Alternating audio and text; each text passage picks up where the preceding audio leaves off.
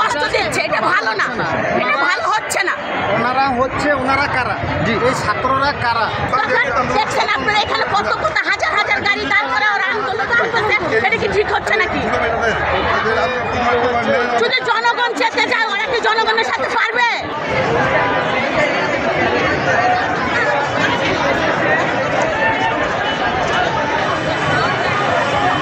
আমরা ডিউটিতে যাচ্ছি, আধা ঘন্টা লেট হলে আমাদের চাকরি চলে যাবে।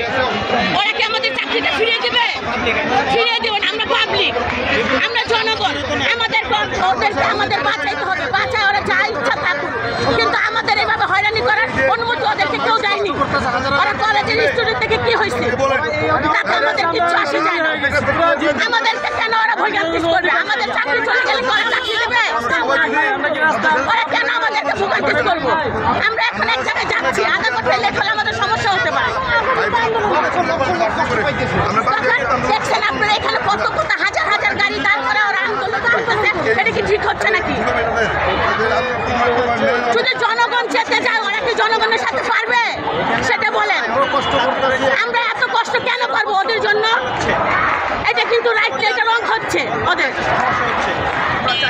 আমরা জনগণ, আমরা কেন কষ্ট করব? এখানে আমাদের কষ্ট কোনো প্রশ্নই আসে না। আমরা কষ্ট করব না। ওরা যেরকম বাংলাদেশের নাগরিক, আমরাও বাংলাদেশের নাগরিক।